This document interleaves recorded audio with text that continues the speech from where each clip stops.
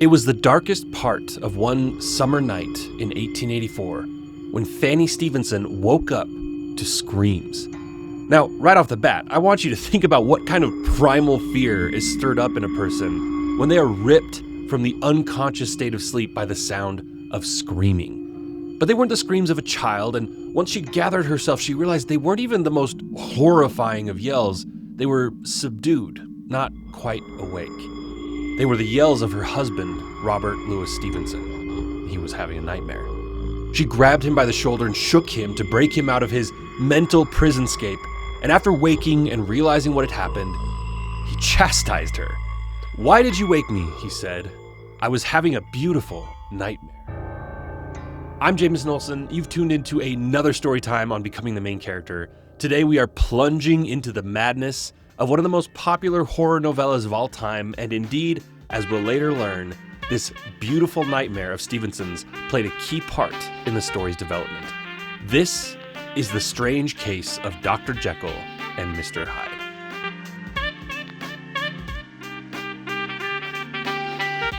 The opening lines of the book describe a man that is kind of rough looking, awkward to talk to, emotionally guarded, always kind of tired looking. He rarely smiled, and yet he is quite likable. Despite everything I just described him as, he was a kind person, and when you got enough wine in him, there was a warmth to his tone that made him deeply human. He was a bachelor living alone, and despite being a lawyer who made enough to enjoy life, he was pretty cheap in his tastes.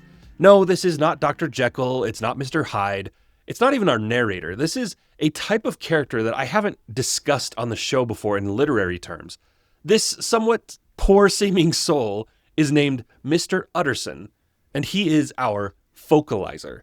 In narrative language, a focalizer is a character through which the story's perspective is told, but unlike Watson in a Sherlock Holmes story, he's not the one telling it.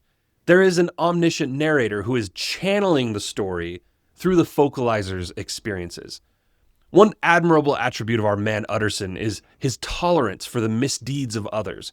When someone's life started going downhill, he was often the last source of acceptance and comfort for those who had been cast out by their family and loved ones. "I incline to Cain's heresy," Utterson was known to say. Quote, "I let my brother go to the devil in his own way." Cain's heresy, of course, is referencing the Bible and the famous line in response to God when he asked the whereabouts of his brother Abel, who, if you're not familiar, Cain had just killed his brother Abel out of envy and frustration. The famous spiteful response of Cain was, "Am I my brother's keeper?" Meaning, I'm not responsible for him. Why are you asking me where he is? So Utterson is saying he kind of agrees with Cain and feeling that it's not his responsibility to make sure his fellow men are walking the straight and narrow. So that allows him to be rather open to being non-judgmental of their life circumstances. That means that no matter the deeds of the quote-unquote downgoing men, if they showed up at his door, he didn't hold anything against them.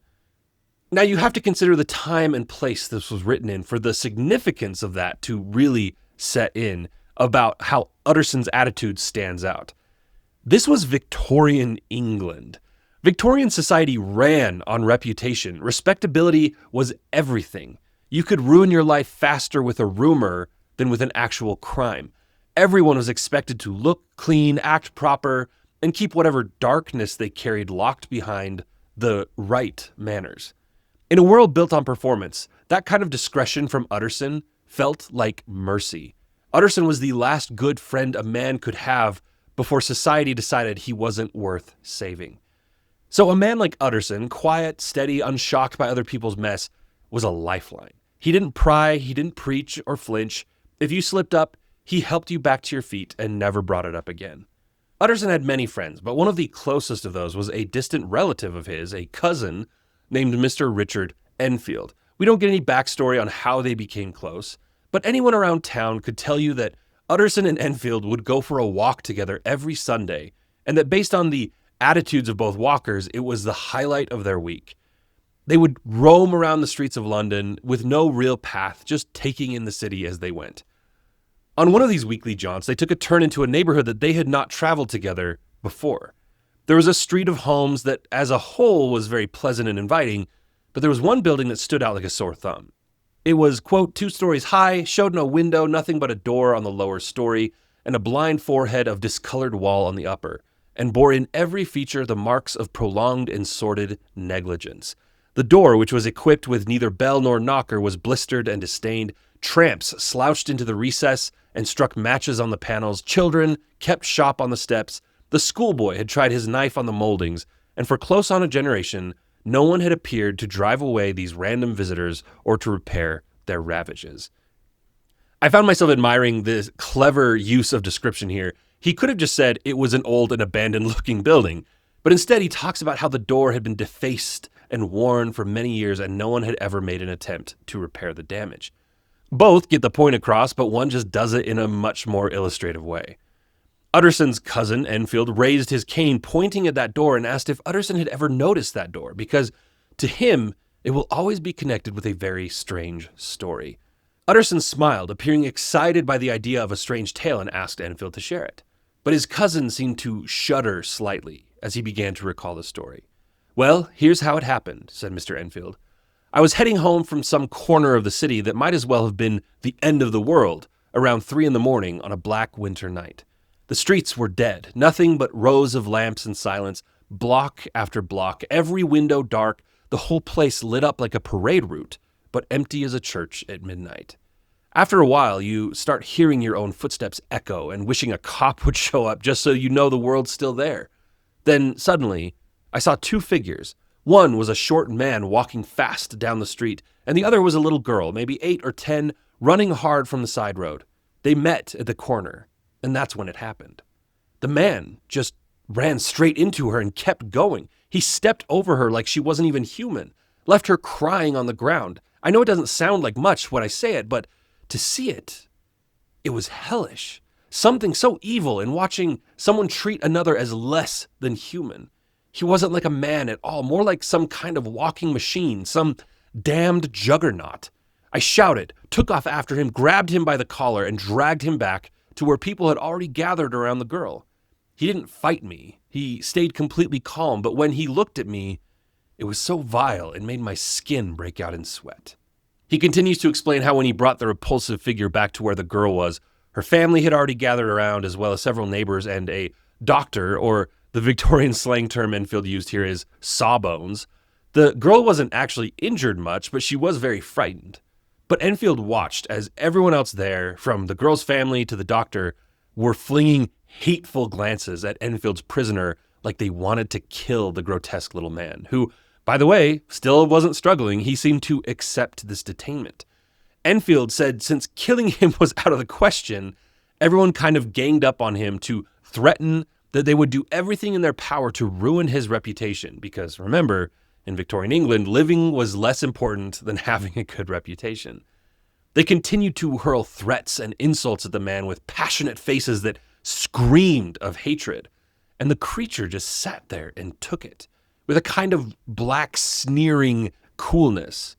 Enfield said he could tell the man was frightened underneath, but that he was carrying it off like Satan would have, meaning that he may have been frightened on the inside, but on the surface level, he managed to keep a look of wicked calmness about him. He finally spoke, and his voice was no more comforting than his appearance. "If you choose to make this accident a big deal, I am defenseless against you all. Name your price." The crowd worked its way up to demanding £100 for the family, which would be roughly $20,000 or somewhere around £16,000 today. The little man seemed resistant to agree to such an astronomical number, but when he could tell that this crowd was not in a mood to negotiate, he agreed. A number of them, including Enfield, went with this offender to collect the money, and where do you think he led them? But to that very door. He pulled a key from his pocket, went inside, and came back out with £10 in gold and a check written out for the remaining 90. The check was payable to the bearer, but it was signed by a name that Enfield doesn't want to reveal yet. But he teases Utterson, saying it is a name that is well known, but also was worth enough that a check for £90 in his name was unquestionable. Enfield said he called the devil out on going into a cellar at 4 a.m. and coming back with a check signed by one of the city's most prominent citizens. "This is absolutely fake," Enfield said. "Calm down," the wicked-looking man said with a greasy smile. I'll wait with you until the bank opens and you can cash it yourself. So they spent the next several hours at Enfield's, and it mentions that they had breakfast before the bank opened. And I had one of those moments where I imagined a scene in great detail that is only hinted at or minimally described in the story, because I couldn't help but envision a group of people who, until just a few hours ago, were random strangers, all sitting down to a proper Victorian breakfast, and in the midst of them, there's this goblin-like man who everyone hates, but they're drinking tea together. But to summarize, they all went to the bank. Enfield himself presented the check, saying he was positive it was a forgery, but was shocked when it cashed without issue. "No," Utterson gasped, unable to hide his surprise. "Yes, it's the truth," Enfield said. "And what's worse is the man who wrote the check is one of our more celebrated do-gooders. It has to be blackmail, in my opinion. I see no other reason someone like him would write a check for such a horrible person. But even blackmail doesn't describe all of this." "What is the name of this unlikable character?" Utterson asked. "Oh, I guess there's no reason not to tell you," Enfield replied. "His name is Hyde." Utterson asked more questions. "What does he look like?" Enfield says he's not easy to describe, and then makes an attempt, saying that there is something wrong with his appearance, something displeasing, something downright detestable. "I never saw a man I so disliked, and yet I scarce know why. He must be deformed somewhere. He gives a strong feeling of deformity, although I couldn't specify the point. He's an extraordinary looking man, and yet I really can name nothing out of the way. No, sir, I can make no hand of it. I can't describe him, and it's not want of memory, for I declare I can see him this moment." So it's not that he can't remember him. He sees him as clearly as day in his mind, but he is so extraordinary that he simply defies description.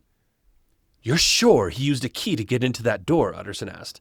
"You think I'd make that up?" Enfield said, a little hurt at the lack of trust. "No, it's not that," Utterson said. "It's just that, well, see, if you've been surprised that I haven't begged you to share the name of the check signer, it's because based on what you've told me, I already know it. I just have to be sure that you are right in saying the miscreant opened that door with a key."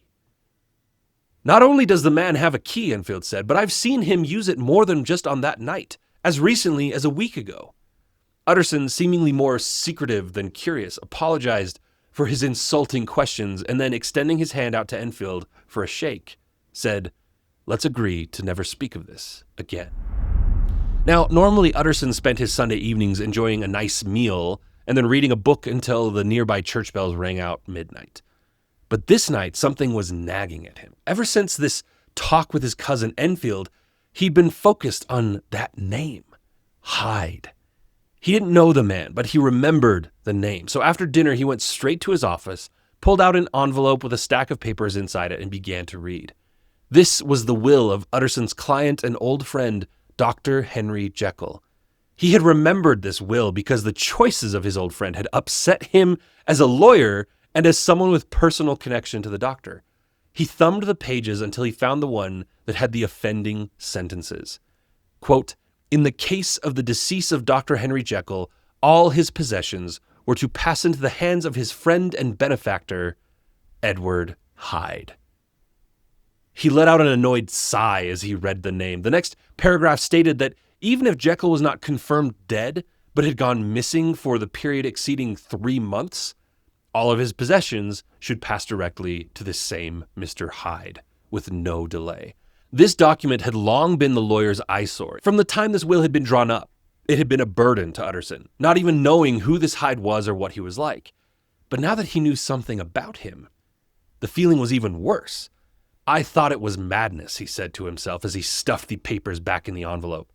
"But now I begin to fear it is disgrace." With that, he left his house and headed over to the house of his other friend, Dr. Lanyon. Lanyon was also an old friend of Henry Jekyll, although when Utterson asked about Jekyll, Dr. Lanyon said it had been 10 years since Jekyll had become too fanciful for me. Lanyon went on to say that Jekyll's scientific ideas were becoming too wrong in mind and even called them balderdash. "Did you ever come across a protege of his?" Utterson asked anxiously. "One Mr. Hyde." "Hyde," Lanyon repeated as he stared up at his ceiling and thought, "No, never heard of him." Utterson sighed, continued on the conversation about other topics long enough to leave without seeming rude, And then the lawyer tossed and turned in his bed that night, sleeping almost not at all. Instead of dreams, he was plagued with an imaginary version of Enfield's story of Hyde trampling this little girl that played over and over again in his head. This was the man his dear friend wished to leave his estate to? Quote, and thus it was that there sprang up and grew apace in the lawyer's mind a singularly strong, almost an inordinate curiosity to behold the features of the real Mr. Hyde. If he could but once set eyes on him, he thought the mystery would lighten and perhaps roll altogether, as was the habit of mysterious things when well examined. If nothing else, seeing the man's face with a quote-unquote spirit of enduring hatred would be worth the hunt. So he began to haunt that corner with the locked door that was owned by Edward Hyde. Utterson was there in the morning hours before work. He hung out there at lunchtime and even at night until he needed to return home for some sleep. If he be Mr. Hyde, Utterson thought to himself, I shall be Mr. Seek. Finally, some unknown number of days after he'd started this manhunt, he had been in position for about an hour. It was dark, the streetlights reflected off the stone surfaces of the walls and cobblestones, when suddenly an odd footstep pattern caught his attention. In this short amount of time, his senses had become very aware of the different patterns of sights and sounds, including the different paces and sounds of the various residents walking up and down the street. But this one was odd. It was lighter than a grown man. There was a slight syncopation to the uneven steps. Utterson's senses went on high alert. The sound got louder as the person drew closer to the intersection where the locked door was, and then, finally, he appeared. It was poorly lit enough that Utterson couldn't see the face, but even his figure gave an indication that this was not a normal man. Utterson began to move towards him as the man approached the locked door. He saw a hand shoot into a coat pocket, looking for a key.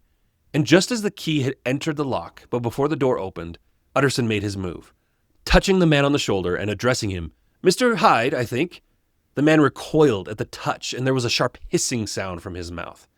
He didn't look up at Utterson, but he did gather himself and answer very coolly. That's my name. What do you want? I am an old friend of Dr. Jekyll's, Mr. Utterson of Gaunt Street. You must have heard my name, and meeting you here so coincidentally, I thought maybe you'd let me in and we could get to know each other. Dr. Jekyll's not home. Hyde paused before saying, How did you know me? Will you do me a favor first? Utterson asked. With pleasure, said the gruff voice that, even saying something so polite, sounded twisted. What shall it be? He asked. Utterson swallowed hard before asking, Will you let me see your face? Hyde hesitated before grunting and with a short laugh, saying, Maybe it is best they know each other after all, and then states that maybe the lawyer should have his home address. He spat out a street and number that made Utterson go slack-jawed. He must know about the will. But the lawyer shook it off. How do you know me? Hyde pressed again. Well, by description. Who described me to you? We have mutual friends, like Dr. Jekyll. Hyde scoffed. He never told you. Then he got a little angry. I did not expect you to be a liar, Mr. Utterson. But before Utterson had even fully recovered from the accurate accusation, Hyde had laughed savagely, opened the door, and locked it behind him. Utterson stood there completely flabbergasted. As he slowly began to walk away, he considered what he had learned about Mr. Hyde. This Hyde was pale and dwarfish. He gave an impression of deformity without any nameable malformation. He had a displeasing smile. He had borne himself to the lawyer with a sort of murderous mixture of timidity and boldness, and he spoke with a husky, whispering, and sometimes broken voice. All these were points against him. But not all of these together would explain the hitherto unknown disgust, loathing, and fear with which Mr. Utterson regarded him. There must be something else, Utterson said. He seems hardly human, almost troglodytic. Oh, my poor Jekyll! If ever I have read Satan's signature upon a face, it is on that of your new friend. He rushed to Jekyll's home and waited while Poole, the butler, looked to see if Jekyll was home. When the answer came back that the doctor was out, Utterson mentions that, I saw Mr. Hyde go in by the old dissecting room, Poole. Is that right when Dr. Jekyll is from home? Not much I can do about it, Poole said. Mr. Hyde has a key. Henry seems to put a lot of trust in this man, Utterson said as he shook his head. He does indeed, Poole replied. We all have orders from Dr. Jekyll to obey him. But he then states that they almost never see him because he comes and goes exclusively by that old laboratory door. As Utterson walked home, he puzzled over what kind of bad luck could have connected his dear Henry Jekyll with this unsavory type. He thought about how Henry was kind of wild when he was younger. Was this some sin of his youth that had finally caught up to him? The lawyer reckons that from the little he knows of the man, Mr. Hyde must have far darker secrets than Jekyll, and that maybe all he needs to do to sever the bond between these two men is discover enough dirt on Hyde that he can blackmail the blackmailer right back. So, in case things are just moving fast enough that you've lost track, I just wanted to point out how in the first chapter, after Enfield told the story, Utterson said something along the lines of, if I don't ask the name on the check, it's because I already know who it is. And based on that comment to the butler Poole about Hyde using the laboratory entrance, Stevenson has very cleverly dropped the hint that Utterson had known all along that the door Enfield spoke of was an entrance to property owned by Henry Jekyll. We never get a detailed description of how close Jekyll's front door is to this back alley side door, the entrance to the laboratory. But just think of it in terms of Dr. Jekyll owning more than a house. He owns a large amount of property, considering he lives in the city, and there's enough between his home, laboratory, gardens, and other pieces of the property that there are different entrances on different streets, but all are connected internally. 2 weeks later, Utterson was invited to his friend's house for one of the famed dinner parties that Dr. Jekyll threw, where half a dozen men of repute would get together and talk about high-minded things. Utterson stayed after the rest had left, which was a pretty common thing at these dinner parties. Jekyll would often invite the lawyer to stick around long after the others had departed. But what was different this time was the topic of conversation that Utterson was about to bring up. I have wanted to speak to you about that will of yours. Jekyll seemed to brush it off, saying, You are really unlucky to have me as a client, Utterson. I've never seen a man so stressed out by a will that wasn't his own. I haven't seen someone this irate since the last time Lanyon told me off about my scientific heresies. You know I never approved of it, Utterson said, not willing to be derailed from this topic. My will? Jekyll asked. Yes, I know that. You told me many times. Well, I'm telling you again because I have learned something about that young Mr. Hyde. FYI, Jekyll is supposed to be around 50 and Hyde is, well, younger than 50. At the mention of Mr. Hyde, the blood left Jekyll's lips as he tightened them around his teeth. His eyes went dark as he said, I do not care to hear more. This is a matter I thought we had agreed to drop. But what I have heard is horrible, Utterson protested. You do not understand my position, Jekyll said, still looking unpleasantly stern, which was not like him. I am painfully situated, my friend. It is a very strange situation, one that cannot be changed by talking about it. Utterson begged his friend to not keep to himself about this. You know I can be trusted, he said. Make a clean break in confidence. I am sure I can get you out of any compromising situation. Jekyll finally smiled again as he said he knows that his lawyer friend would do anything for him, and that he can't thank him enough for that. It's not all that bad, he said with a chuckle. In fact, I doubt it's what you think it is. Let me tell you this. The moment I choose, I can be rid of Mr. Hyde. I promise you. Now, I just beg you to keep this between us. Utterson clicked his tongue as he stared into the fire, unsatisfied with how the conversation had gone, but willing to let it go at his friend's assurances. Since you bring it up, Jekyll said, I know you saw the poor man. He told me so. I apologize for his rudeness, but I have taken a great interest in him, and I need you to promise me, old friend, that if something happens to me, you will fulfill your duty as my executor to make sure everything is transferred to Hyde. I'll feel a whole lot better hearing you say that. I can't pretend that I'll ever like him, Utterson said flatly. I don't need you to like him, Jekyll said as he placed his hand on Utterson's shoulder. I just ask you to help him, for my sake, when I'm no longer here. Utterson sighed heavily. How could you say no to such a request from a dear friend? Well, he said, I promise. A long time passed without any other sounds or sightings of the miscreant Hyde. Utterson had almost forgotten about his concerns. Almost. It had been almost a year since that conversation with Jekyll, when the story of a vicious crime rocked London. The story goes that a maid, who is not given a name because there are no significant female characters in the story, was going up to her room around 11 p.m. It was a clear night, and the moon gave plenty of illumination to the narrow street that wound below her bedroom window. She was sitting at the windowsill, admiring the full moon and maybe even romanticizing the picturesque night, when she noticed an old but dignified gentleman with white hair walking from one end of the street. And coming to meet him from the other end of the street was a very small gentleman. They came close enough to start talking just below her window. She couldn't hear the conversation completely, but between the words she could pick up and the pointing, it looked like the older man was asking the smaller one for directions.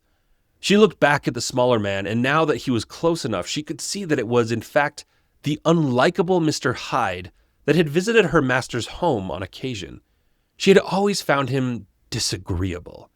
Hyde seemed to be fidgeting with a heavy cane in his hands, and he didn't answer a word that the older gentleman spoke. The moonlight was enough to light up his agitated face, which was twitching. He seemed to be growing impatiently until with lightning speed, he exploded in anger and raised his cane to strike the lost gentleman. The old man took a defensive step back, shocked to find himself in this position, but the smaller man's aggression was consuming, and Hyde, with a few swift, ferocious strikes of the cane, had the old man on the ground, where he continued his ape-like fury by stomping on him with his foot. The maid shuddered with fright as she heard the sounds of bones crunching. As the horror continued, she eventually fainted in her room, and at some point, Hyde made his escape. The maid woke hours later and called the police. There was no sign of the attacker, but his victim was motionless in the street, the body cold. When the police arrived and investigated the scene, they found half of that heavy cane, which had broken in two from the blunt force Hyde was using it with against his elderly victim. Notice how the two instances we've had of Hyde's aggression have been against children and the elderly? It's a pretty simple way to make him seem even more heartless by the author. What seemed odd was that the corpse had his gold watch and a purse of money still on him, so this was not an act of robbery. He had no identifying papers on him, but he did have a letter that he seemed to have been intending to send. It was addressed to Mr. Utterson. The lawyer was visited by the authorities the next morning. He said he had to see the body before he would say anything about the matter, so he was brought to the station where the body had been taken, and with a single look, he said, "Yes, I recognize him. I am sorry to say this is Sir Danvers Carew." The officers were dismayed at this news. Sir Danvers Carew was one of the elites, and it would send shockwaves through London to find out he had been brutalized like this in the street.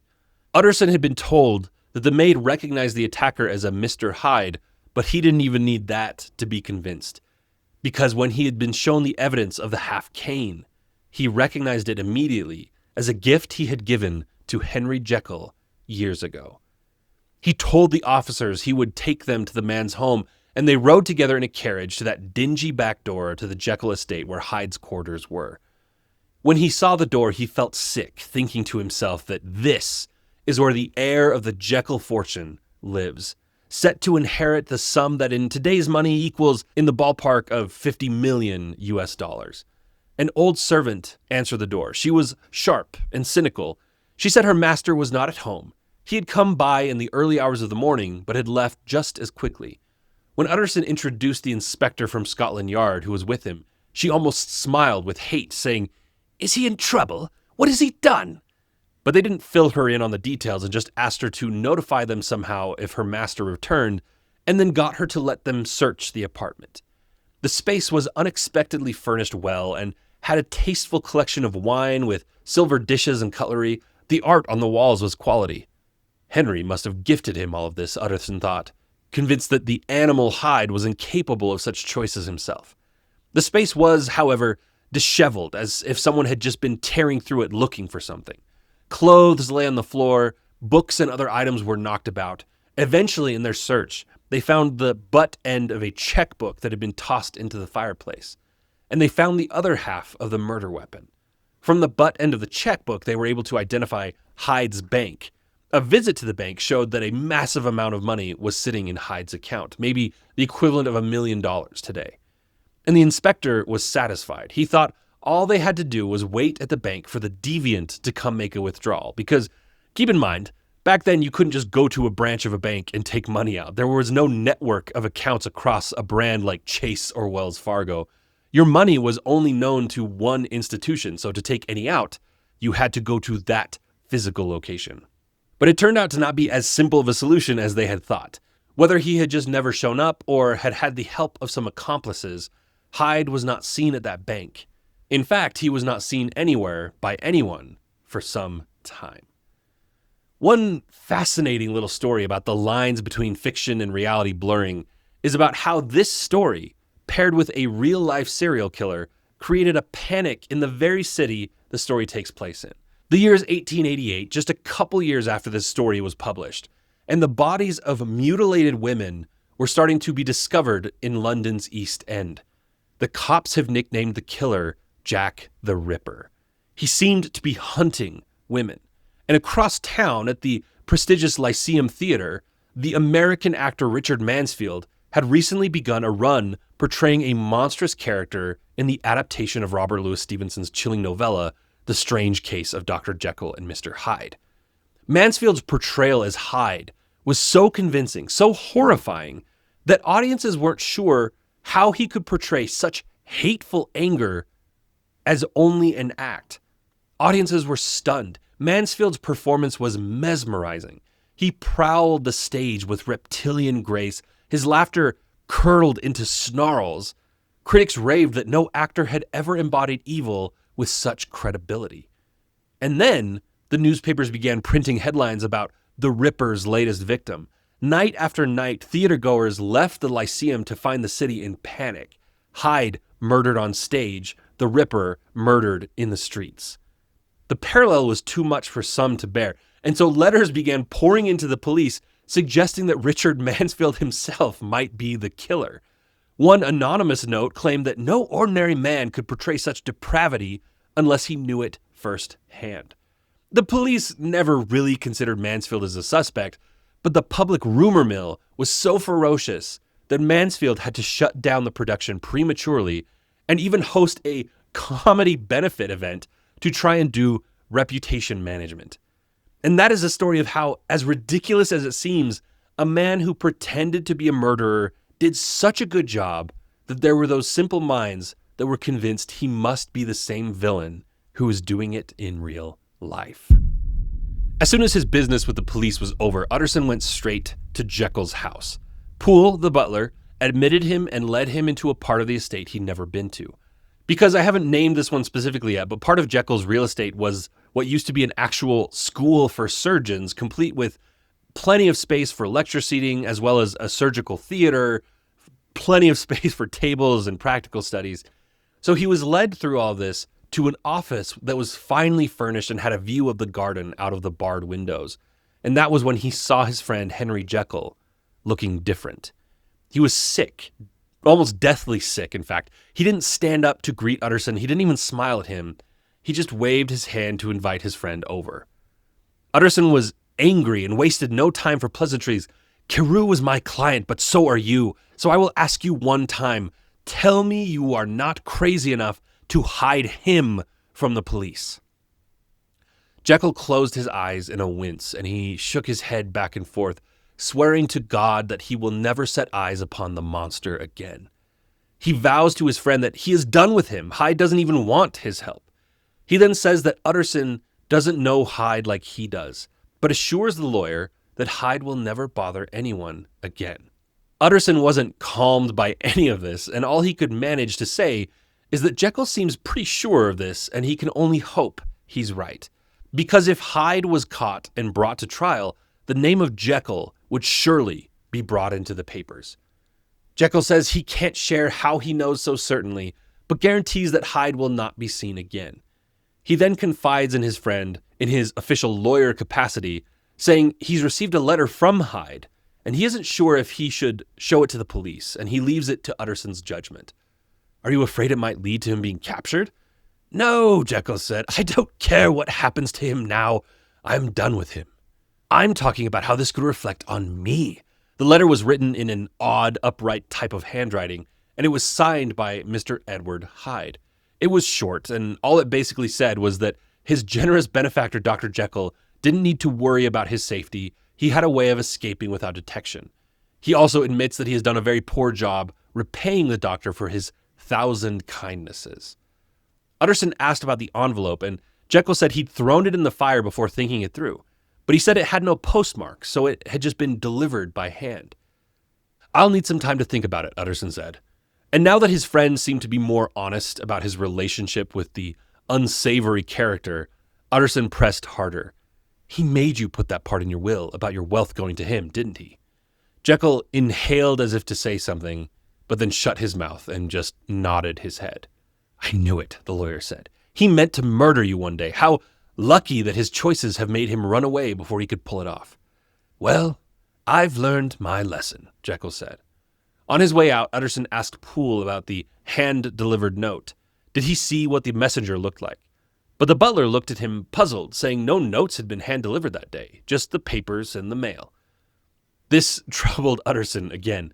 This meant the note must have been delivered to the laboratory door, or maybe it hadn't even been delivered. Maybe Hyde had just written it inside his apartment and Jekyll had retrieved it himself.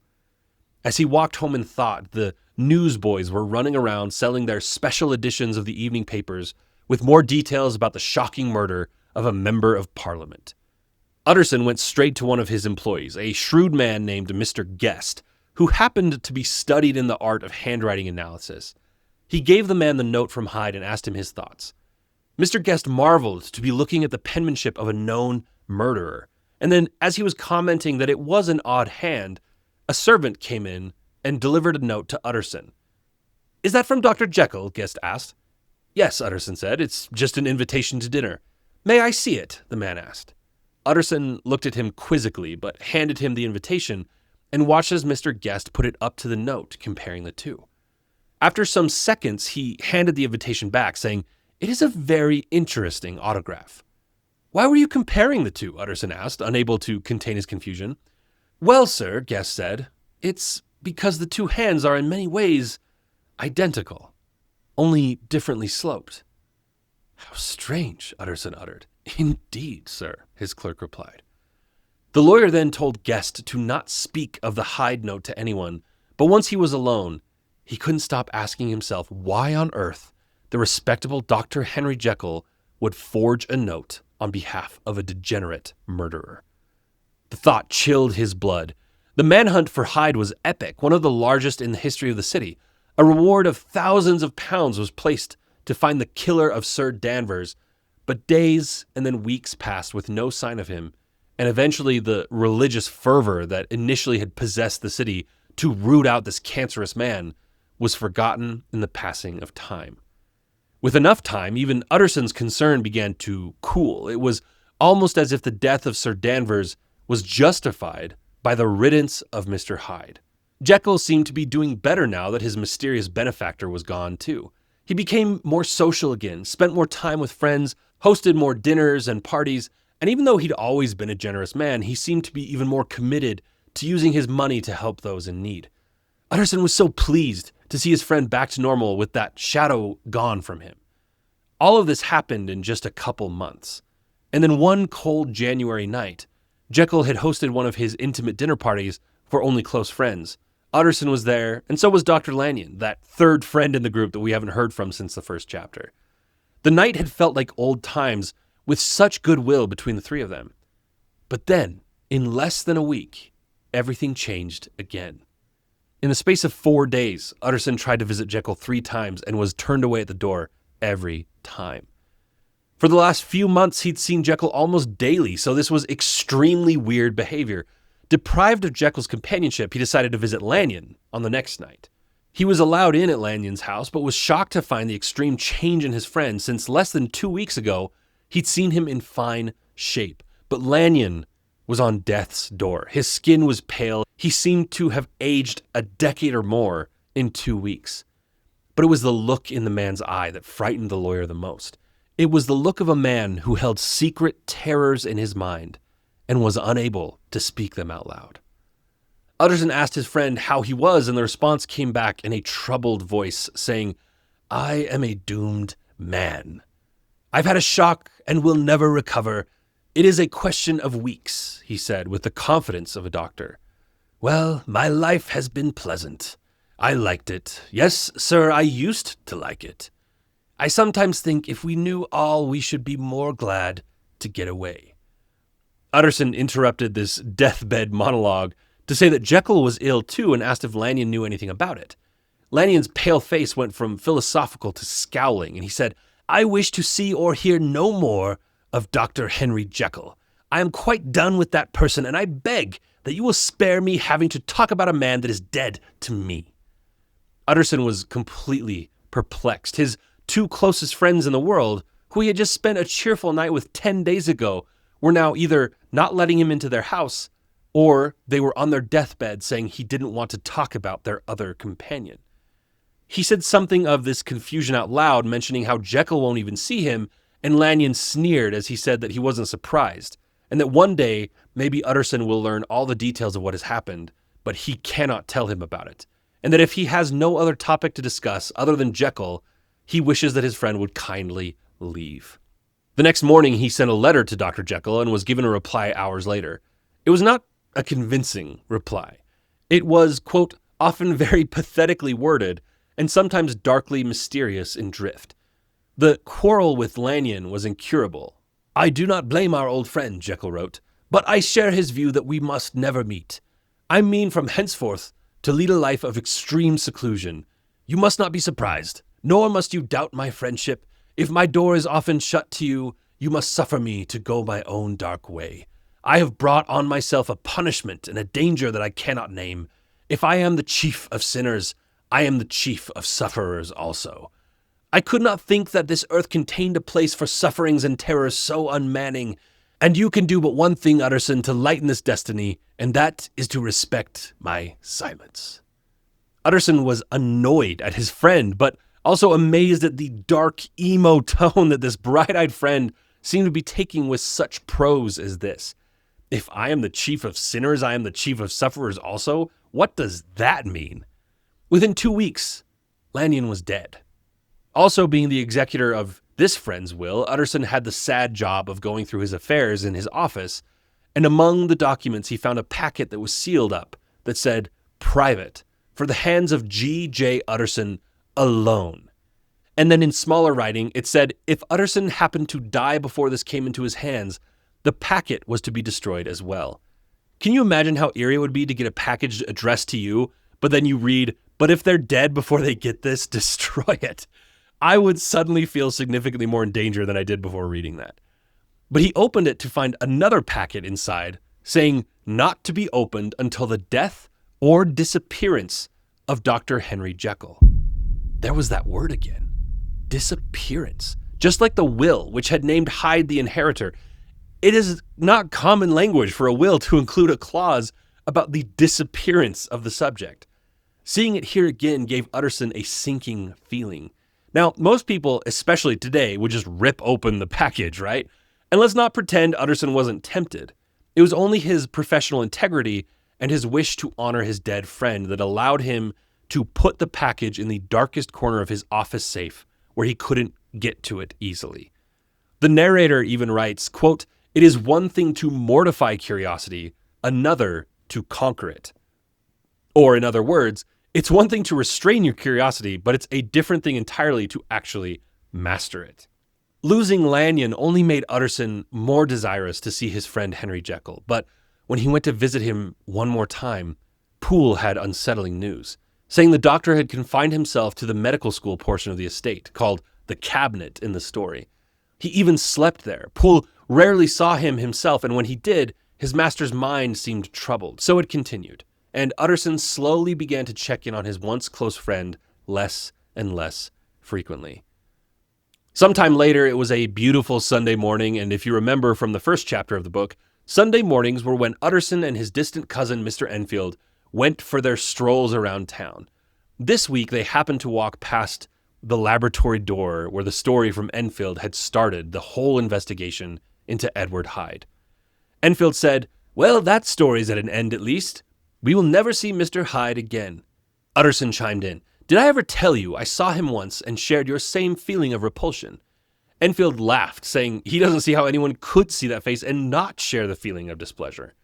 He then chides his cousin for making him look like an idiot for not telling him that that door was the back entry to Dr. Jekyll's laboratory. "So you found out, did you?" Utterson asked with a half smile. They took a stroll around the court and glanced up at the windows that made up the different parts of Dr. Jekyll's property. Utterson hadn't seen his friend in quite some time, and as they walked, one of the windows was open, and in it sat a familiar figure with the sadness of a prisoner taking in the fresh air. "What?" Utterson yelled. "Jekyll! I trust you are better!" The doctor looked down and sadly smiled, saying that he was very low. He does not think he will last long, but his expression of "thank God" indicated that he would welcome the end. "That's because you never leave the house," Utterson yelled. "You should be down here, circulating your blood like me and Mr. Enfield." Then, realizing the two had never met, he introduced them. Enfield tipped his hat. "I wish I could," Jekyll said, "but it is impossible. I am very glad to see you, though, my friend. I would ask you two up, but the place is not in a state for visitors." Utterson, not willing to let this rare sighting end so quickly, said that then their best option is to just continue talking from the window in the street as they are now. Jekyll chuckled hoarsely, saying that this is what he was about to suggest. But no sooner had he finished the sentence than his smile faded into a face of absolute terror. The face was so frightening, both of the men on the street tensed up involuntarily. In a second more, Jekyll was gone from the window, and he did not return. Eventually, after calling up to no response, the men turned and left. They walked in silence for some time, and even when Utterson finally looked at his cousin, what he saw was that Enfield looked as pale and horror-stricken as he felt himself.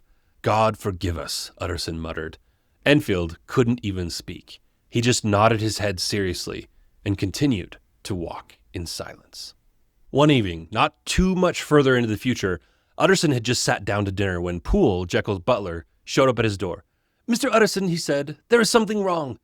He reveals that for the past week, he's been worried about the doctor, but at this point, he's beginning to suspect foul play. He asks the lawyer to come with him to Jekyll's estate, saying he'd rather show him what's happening rather than try to explain it. When they get to Jekyll's, all the servants were gathered together in one room, looking frightened. Poole then grabs a candle and tells Utterson to follow him, but to be quiet, saying, "I want you to hear, not be heard." Utterson was on high alert at this very mysterious request. What was he getting at? Poole led them through the surgical theater and the laboratory to the staircase that led up to Jekyll's private office. They crept up to the door. Poole knocked and announced that Mr. Utterson was asking to see his master.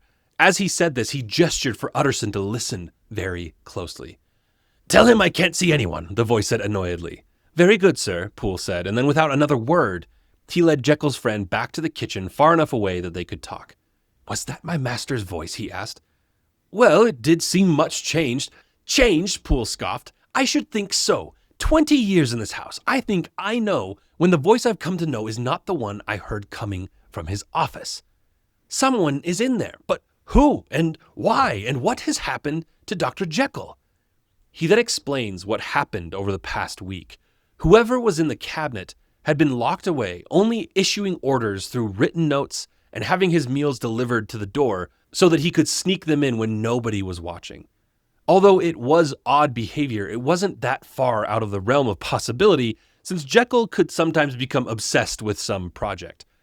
But what was different this time is that his notes often included orders to go buy ingredients from the chemists in town, only to have angrily scribbled notes the next time saying that these were not pure enough and they needed to find better sourced goods.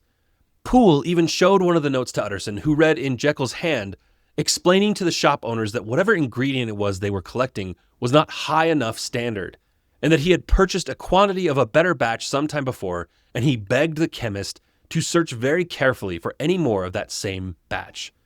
The shopkeeper had been angry at the note and thrown it back at Poole. The butler reveals an even more chilling fact, that during this time he had once seen his master out of the cabinet. Poole had come in through the laboratory once to find Jekyll digging through crates chaotically, but when the doctor realized Poole was there, he cried out and ran up to his cabinet again. Why did he run from me? The butler asked. And even more strange, why was he wearing a mask? The lawyer, puzzled, began to hypothesize that Jekyll must have some malady that affects both mind and body, which is why he sounds different and is acting strangely. No, Poole said. That sighting was when I first realized this was not my master. Jekyll is a tall, finely built man. The one I saw with a mask was built more like a dwarf. Of everybody on this green earth, I, his butler of 20 years, am most qualified to recognize when I have seen someone posing to be my employer. In my heart, I am beginning to believe whoever is up there has murdered my master. Utterson agrees that this seems to be enough to cause concern, and after discussing it further, they decide to break the door to the office down with an axe. Poole carried the axe, and Utterson was armed with a fire poker from the kitchen mantel. As they began to set out to the cabinet one more time, Utterson turned to Poole and said, "Do you know, Poole, that you and I are about to place ourselves in a position of some peril?" "You may say so, sir, indeed," returned the butler. Before they entered the lab, they spoke the part that neither of them had dared say until now, that they both suspect this was Edward Hyde, returned from his murderous exile. Poole says how the almost primate way that the masked figure had rushed from the crates to the office had sent a chill down his spine, and Utterson said he felt the same thing when he had met Hyde. Poole says he knows a feeling can't be submitted as evidence, but he is ready to swear that it is the same evil man in his master's office. They sent other male servants to position themselves at the back door to block any possible escape if they failed to contain the man. As they waited about 10 minutes to give the servants time to position themselves, Utterson asked Poole if there was anything else he noticed during that week, any other details he'd failed to mention. "Once," the butler said, "I heard it weeping." Weeping? How did this make Utterson feel even more terrified, knowing that the absolutely hateable Mr. Hyde felt enough emotion to weep? "It was weeping like that of a woman or a lost soul," Poole said. "When I heard it, it almost made me want to cry." With that additional fact burdening their minds, they began to move to the door. When they reached the top of the stairs, Utterson yelled out, "Jekyll, I demand to see you. I give you fair warning. Our suspicions have been aroused, and I must and shall see you, if not by fair means, then by foul, if not by your consent, then by brute force." "Utterson," came the odd voice on the other side of the door. "For God's sake, have mercy." Utterson felt even more sure the voice was Hyde's and moved out of the way as he ordered Poole to strike the door with the axe. The butler swung with all his might. The whole building seemed to shake with the force of the blade impacting on the thick wooden door. A sound like an animal screech came from the other side, but Poole was not distracted by it. Blow after blow, he weakened the thick door. It took about a half a dozen strikes before the lock on the door gave way, and it swung slightly ajar. The two attackers waited in silence for a moment to listen for any signals from the other side, but there was no sign of life, so they cautiously ventured inwards. There was a healthy fire blazing in the fireplace, and a couple lanterns helped fill the rest of the room with light. The room seemed almost pleasant if it weren't for the twitching body lying face down on the floor in front of them. They rolled it over to find Edward Hyde, wearing clothes much too large for him. The muscles in his face twitched a little, but he was already too far gone. There was a broken vial in his hand, and the strong chemical smell in the air hinted that he had taken his own life when he realized he was about to be caught. "We're too late," Utterson said with a defeated look on his face. "Too late to save, too late to punish." They both felt that the only thing left to do was to search for the likely dead body of Henry Jekyll. They searched the entire house and the grounds but found nothing, and with their hope of finding Dr. Jekyll diminished, they returned to the office to look for any clues about anything at all. Eventually, in their search, they came to a desk inside the office, and among the papers and files, there was an envelope addressed to Utterson. He opened up the envelope, and several items fell out. First was a will written up with the exact same terms about if upon death or disappearance, but the only change was that this time, instead of Edward Hyde being named benefactor, it was written to Gabriel John Utterson. He and Poole stared at each other in shock. The lawyer was especially shocked, since it had seemed Jekyll was more distant from him lately than ever in their long lives as friends. Utterson grabbed the next paper and excitedly mentioned that this was dated and signed on that very day. There's no way Hyde could have killed and hidden him in such a short time, so maybe he was still alive, but had just fled. Poole asked him to read the note aloud, but Utterson was almost scared to find out what it would say. My dear Utterson, when this shall fall into your hands, I shall have disappeared. Under what circumstances, I have not the penetration to foresee. But my instinct and all the circumstances of my nameless situation tell me that the end is sure and must be early. Go then and first read the narrative which Lanyon warned me he was to place in your hands. And, if you care to hear more, turn to the confession of, quote, your unworthy and unhappy friend, Henry Jekyll. The third item from the envelope was another thickly packed envelope, which must be this confession of his unworthy and happy friend. Utterson told Poole he had to go home so he could read Lanyon's account, but that he will return by midnight after reading both, and they can decide how to involve the police at that point. So the last 2 chapters of the book are, you guessed it, epistolaries. We can't get a horror gothic without them, can we? First up is Dr. Lanyon's account. Now at home, Utterson dug up the sealed envelope from Dr. Lanyon, which said it was not to be opened until the death or disappearance of Henry Jekyll. The beginning of the account said that one day in January, Lanyon received a registered piece of mail from Jekyll, which was strange because they had just had dinner at Jekyll's house the night before. Why the formality of registered mail? Here is what the letter within the letter said. Dear Lanyon, you are one of my oldest friends, and although we may have differed at times on scientific questions, I cannot remember, at least on my side, any break in our affection. There was never a day when, if you had said to me, Jekyll, my life, my honor, my reason, depend on you, I would not have sacrificed my left hand to help you. Lanyon, my life, my honor, my reason are all at your mercy. If you fail me tonight, I am lost. You might suppose after this preface that I am going to ask you something dishonorable to grant. Judge for yourself. I want you to postpone all other engagements for tonight. Even if you were summoned to the bedside of an emperor, to take a cab, unless your carriage should be actually at the door, and with this letter in your hand for consultation, to drive straight to my house. Poole, my butler, has his orders. You will find him waiting your arrival with a locksmith. The door of my cabinet is then to be forced, and you are to go in alone, to open the glazed press letter E on the left hand, breaking the lock if it be shut, and to draw out, with all its contents as they stand, the 4th drawer from the top, of which is the same thing, the 3rd from the bottom. In my extreme distress of mind, I have a morbid fear of misdirecting you, but even if I am in error, you may know the right drawer by its contents, some powders, a vial, and a paper book. This drawer I beg you to carry back with you to Cavendish Square, exactly as it stands. That is the first part of the service. Now for the second, you should be back if you set out at once on receipt of this, long before midnight. But I will leave you that amount of margin, not only in the fear of one of those obstacles that can neither be prevented nor foreseen, but because an hour when your servants are in bed is to be preferred for what will then remain to do.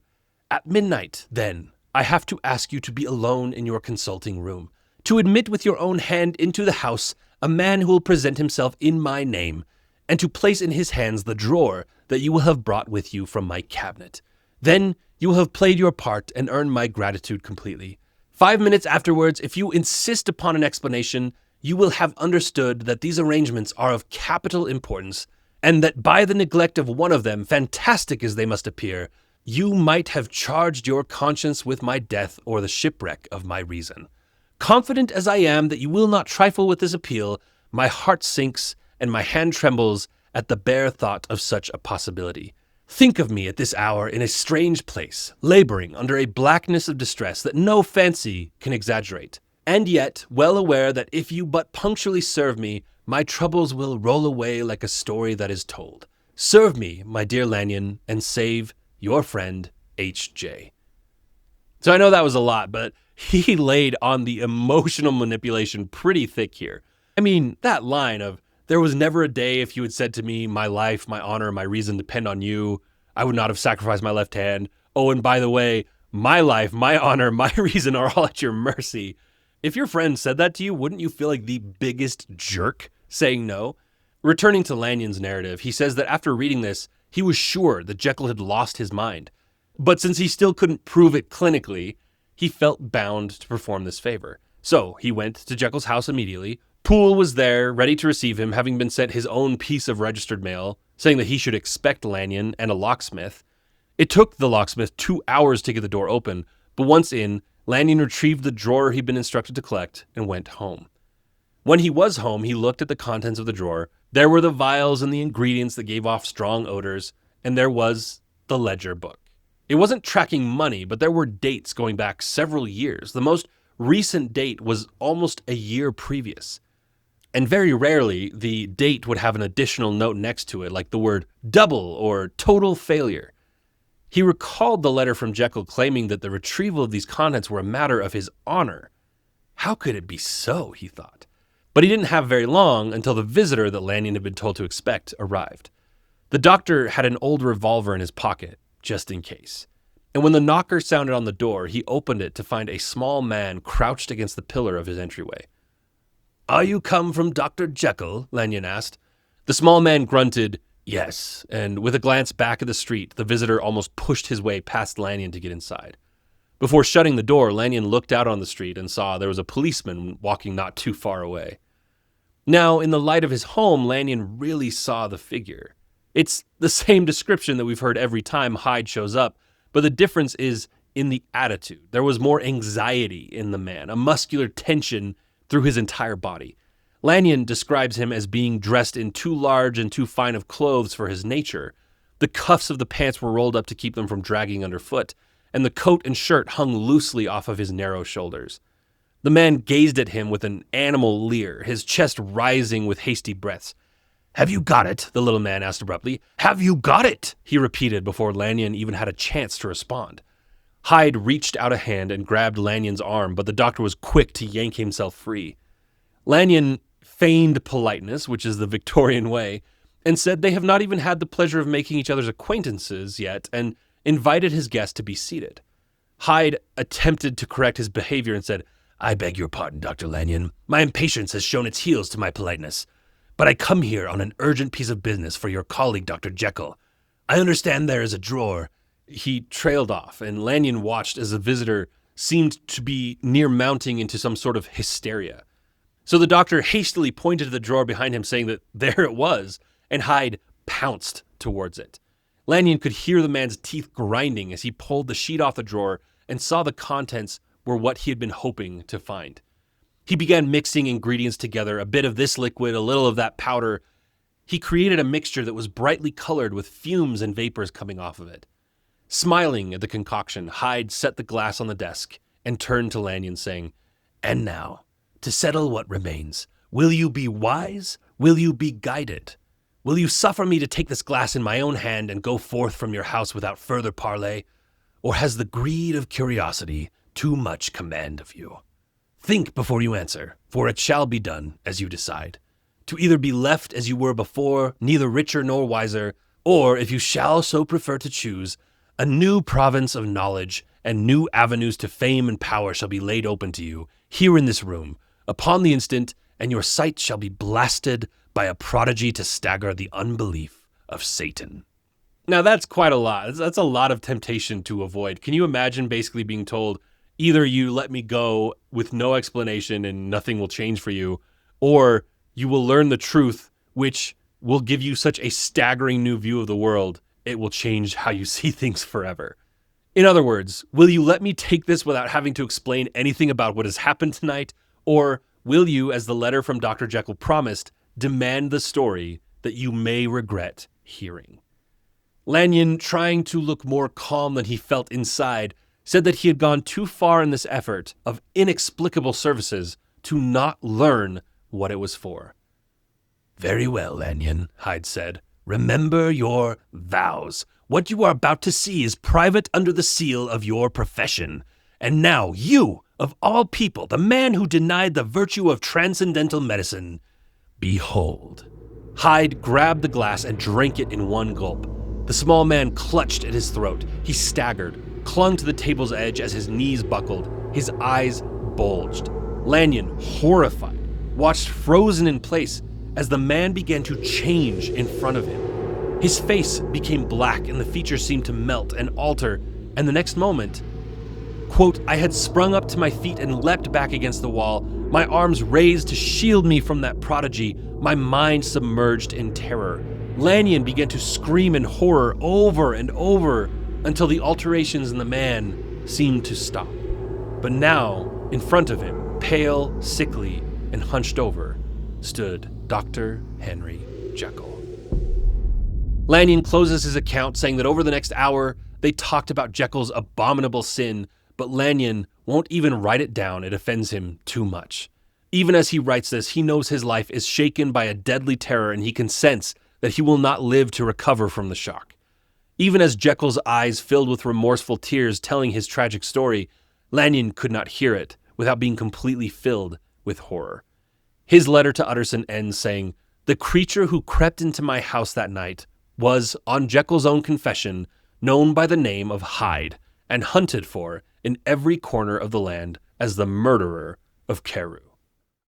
Okay. Now that the story has finally revealed this fact, there are several things I want to cover. I know you probably knew that they were the same man. I've gone my whole life without knowing the actual plot of the story, but I could still have told you that Dr. Jekyll was transforming himself into Mr. Hyde. But since the book itself doesn't reveal that fact until now, I didn't want to spoil it by showing it prematurely. Unlike every stage and film producer, but we'll get to that in a second. So first up is to point out that if you remember in our intro, I talked about the story of Stevenson being woken from a beautiful nightmare. And it turns out that that bogey dream, as he called it in his own words, was him envisioning the transformation of Jekyll into Hyde for the first time. So despite what we just heard being the inverse of that, it's now and only now that I can, in a spoiler-free fashion, clue you into the fact that the very nightmare that brought this story to life was of a dignified man transforming into a hideous and evil one. Another detail I can fill you in on now, during the story about the actor accused of being Jack the Ripper, it was the transformation scenes in particular that made audiences recoil at how real and hellish it seemed. In practical terms, it was a combination of cutting-edge lighting effects, including green gels over a spotlight that made the shadows on his face pop, but a majority of it just came down to his own mastery as an actor. After drinking the concoction, his face would contort, he'd grab his throat and flail around, and by the time he was done transforming, his posture was hunched, his jaw out of line, his face contorted, and after the howls and animalistic sounds that he made during the transformation scene, his voice was now a grotesque-sounding guttural grunt. Here's a description from Mansfield's biography. Quote, then with a wolfish howl, a panther's leap, and the roar of a fiend, Hyde was miraculously in view. Strong men shuddered and women fainted and were carried out of the theater. Next up, like I said, I've got a lot of things to cover now that we all know who Hyde is and how he came to be. So the nightmare gave the inspiration for a demonic transformation, but there was, as there always seems to be, some sort of a real-life inspiration as well. In the history of Edinburgh, Scotland, there is a tale that almost feels too sensational to be true, and yet it is history. There was a man by the name of William Brodie, known as Deacon Brodie. He was a respected member of society, a cabinet maker and locksmith who served as deacon of the trade guilds for the town. He built furniture, repaired locks, and even served on the town council. But that was just who he was in the light of day. By night, he became something completely different. He had a dark side, not murderous, but in polite society, it was just as forbidden. He had a gambling addiction, he had several mistresses, but most of all, he liked to steal. And if you recall from what I said about his different trades, you know that he was in prime position to get away with it. Because as a locksmith, he could make copies of the keys to the wealthiest people that he worked for during the day, so that he could enter at night without any fuss. And he carried on this dual life for some time before a bungled burglary sent him running to Amsterdam. But he was caught, condemned, and sentenced to hang. But the scandal of the upright Deacon Brodie secretly being the mysterious thief that had been terrorizing Edinburgh for some time made his entire trial a spectacle. There were an estimated 30 to 40,000 people in attendance of his hanging. And that story was well known enough that 100 years later, every Scotsman, including Robert Louis Stevenson, knew about it. And Stevenson was fascinated by the dichotomy of respectable by day, monstrous by night, and wove that into the fabric of this tale. Okay, one more piece before we finish the story off. I just want to point out the screenification of this tale as well. If you've listened to Frankenstein and Dracula, you know about this already, and if you haven't, cue those up as soon as this one's over. So I watched multiple adaptations of the story, as I do with most of my episodes, and much like Frankenstein and Dracula, we got a lot of them in the first half of the 20th century, and not so many in recent decades. And I noticed that all of these adaptations made the reveal about Jekyll being Hyde much earlier in the story, a choice that, in my opinion, plays into the same reasoning that those other Gothic tales were radically changed for stage and screen, which was that they were focused on creating spectacle and visually engaging stories. So to only have the first transformation be in the second to last chapter felt like a wasted opportunity. These versions also added a double romance. Jekyll, who was not played as old as he is in the story, was betrothed to a gentleman's daughter. In one version, it's even the daughter of the very Carew that Hyde kills. Meanwhile, Hyde focuses his attention on a lowly barmaid who suffers at his evil hand. So there were just a lot of things that alter the substance of the story somewhat. And I'll be honest, up to this point in the novella, I would have said I was okay with adding a little more spice because it's just felt like a lot of buildup. But this final chapter changes everything. This one chapter, to me at least, who looks at these stories through the lens of the character motivations and choices, takes the story from just being, oh, it's a fun horror Gothic, to hot dang, this is fascinating. So I hope you are also as pleasantly surprised at what we are about to learn in the final chapter, which is titled Henry Jekyll's Full Statement of the Case. It begins with a little self-history in which Jekyll admits he was born into wealth and grew up with intelligence and ambition. He craved the moral respectability that provided status in the Victorian era, but also desired freedom to indulge his livelier impulses. And that these conflicting desires resulted in him fighting an internal war between the respectable doctor that he presented to the world and the secret self that he tried to repress. Jekyll found himself reflecting on a painful truth that, quote, man is not truly one, but truly two. And that when he looked at the two selves in his own life, the upstanding citizen and the man of hedonistic and somewhat sinful desires, the only reason he could honestly say that he was one or the other was because he was actually very aware of how he was radically both. He became fascinated with this idea and began to wonder if there might be a way to separate the two. So, quote, the unjust might go his way, delivered from the aspirations and remorses of his more upright twin, and that the just could walk steadfastly and securely on his upward path, doing the good things in which he found pleasure, no longer exposed to the disgrace and penitence by the hands of this extraneous evil. He claims that it was the curse of mankind that these incongruous two were thus bound together, that in the agonized womb of consciousness these polar twins should be continuously struggling. He then claims that he found a certain chemical agent that can shake and pluck back the fleshy vestments even as a wind might toss the curtains of a pavilion. Or, in other words, he discovered that chemistry could go beyond biology and pull at the veil that separates body and spirit. He then says he will not go on to explain how in this confession because what he has done should not be repeated, as he now knows too late. This is very cleverly the exact same mechanic used by Mary Shelley to get around trying to explain how Frankenstein scientifically achieved reanimation by having the scientists themselves say that this discovery is too wicked to be passed down, so he will not share it.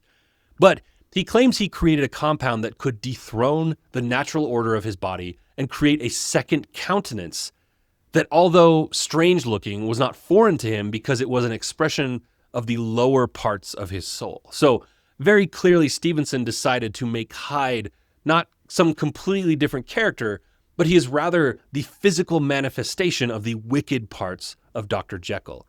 Later in the confession, he explains that since the evil part of him was the lesser part, at least in the beginning, that is why Mr. Hyde was physically smaller in stature, but that the deformities are representative of the unholy nature of the person.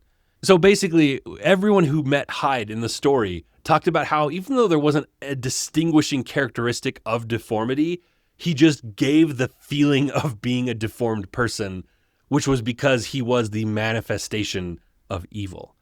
Jekyll writes that he hesitated to actually use the mixture for some time after he created it because he knew many things could go wrong, including death. But as the story goes, with every mad scientist, his curiosity eventually got the best of him. So he purchased a large quantity of a salt that would be the final ingredient he needed, mixed up a glass of the compound, watching it boil and smoke as it catalyzed into the transforming liquid, and after staring at it for some time, he chugged it down in a blink. Quote, the most racking pangs succeeded, a grinding in the bones, deadly nausea, and a horror of the spirit that cannot be exceeded at the hour of birth or death. Then these agonies began swiftly to subside, and I came to myself as if out of a great sickness. There was something strange in my sensations, something indescribably new, and, from its very novelty, incredibly sweet. He says he felt younger, lighter, happier in body. He felt free of his conscience, of the obligations of his public life. He felt more wicked, 10 times more wicked, in fact. He was sold a slave to his original evil, is how he puts it, and the feeling delighted him. He stretched out his hands in glee at this feeling, and that was when he noticed he was smaller. The first time he transformed, he didn't have a mirror in the office cabinet yet. He points out that he had one brought in later. But for that first night, while his servants were all sleeping, he snuck through the courtyard and the hallways to his bedroom, feeling like a stranger in his own house, so that he could see what Edward Hyde looked like. He speaks of taking in his physical appearance and acknowledging the differences that everyone else describes as unappealing and deformities. But unlike every other character in the book, he says that it did not repulse him. To Jekyll, this was a welcome change. He's relieved almost. He felt no repugnance. He saw it as himself, but just an internal version of himself made physical. The eyes were livelier. There was a purity in him that he never felt when he looked in the mirror as Jekyll, where the conflicted duality of man resided. He recalls that as Hyde, every single person reacted badly to seeing him for the first time. And he reasons that this is because people are not used to seeing the evil in a person separated from their better parts. He was the only pure evil creature they'd ever laid eyes on. But morning was approaching, so that first night he didn't go out, but he rushed back to the lab to take the elixir that would change him back into Dr. Jekyll. In a moment of honesty, Jekyll reveals that taking the potion made him come to terms with one fact he had not been expecting, that his evil side was the more dominant, or at least the more active in him. Maybe if he'd had a pure intent on this mission, taking the concoction would have turned him into an angel instead of a fiend. But the fact that Hyde is what came out to him meant that the evil side of him was what longed to be free of the other side the most. And he didn't have a purely good side to him. There was just the Dr. Jekyll who had the conflicted good and evil, and then there was the newly full evil of Edward Hyde that he had unleashed. But even this awareness that he could only transform into his evil half was not enough to keep him from doing it again. He was a man of study. His aging body meant his life was becoming more and more predictable and maybe even boring. But being Edward Hyde held a fascinating excitement that he was desperate to explore, because even the thought of it made his mind tingle with desire to know what the youthful and vigorous Hyde might get up to. But he was smart enough to not just transform again until he had set things in place to allow for the existence of Mr. Hyde. He furnished the apartment that accessed through the laboratory and hired a woman to be the housekeeper who he knew wouldn't ask too many questions. He told his own staff that a Mr. Hyde might be coming around from time to time, and then told them that they should treat Mr. Hyde as if he were the master of the house. He then, of course, wrote the will that Utterson had hated from day one. And once he had all these pieces in place, he began to experiment with life on the darker side. Quote, men have before hired others to commit their crimes, while their own person and reputations sat under shelter. I was the first that ever did so for his pleasures. He writes that he felt like a schoolboy going out and doing whatever wicked thought came into his head, following his impulses completely. And when the cops were called, all he had to do was retreat home, drink the elixir, and Dr. Jekyll could continue on with his life free of guilt because Mr. Hyde simply didn't exist. He recalls how what he thought were his wicked desires while living as Dr. Jekyll were tame in comparison to the depraved things that Mr. Hyde sought to do on a regular basis with no feeling of concern for others. He was a man of stone, but he comments that since the situation was not within the bounds of mortal laws, his conscience slowly relaxed its grasp on the tension it felt. So basically, he worried less and less about the evil he was doing when he was Mr. Hyde. Because, quote, it was Hyde after all, and Hyde alone, that was guilty. When he would wake as Dr. Jekyll, he didn't feel more evil because of the deeds of Mr. Hyde. He writes that he won't be sharing the details of the greater sins because the purpose of this confession is not to list his crimes, but to serve as a warning. The first time he felt any concern about this double life was the night that Enfield caught him after he trampled the little girl. As a captive, he began to fear for his life. What if he was imprisoned and was forced to remain Hyde for the rest of his life behind bars? He was relieved to get them to agree to a financial settlement, but when he realized he would have to include a check signed as Henry Jekyll, that made him realize he would need to create a banking account for Edward Hyde as well. Moving on in the timeline, he says it was a couple months before the Danvers Carew murder that it happened for the first time. One day after a night of evil deeds, he woke up in his bed feeling lazy, enjoying the late morning sunlight filtering through the window. He had almost dozed back off when he sprung to alertness because of his hand. He had caught sight of his hand, and it was not the firm but gentle hand of Dr. Jekyll. It was the knuckly, leaner, and hairier hand of Edward Hyde. He began to panic. What had happened? His heart was beating with the crash of cymbals. It was daytime. All the servants were up. His office with all the elixirs was so far away from his bedroom, there was no way to sneak in completely unnoticed. But that wasn't the real concern, because this was not just the act of forgetfulness of a tired man after a night of wicked deeds, forgetting to take his transforming elixir. He knew he had taken it before retiring to his bedroom. He had gone to bed as Henry Jekyll and had woken up as Edward Hyde.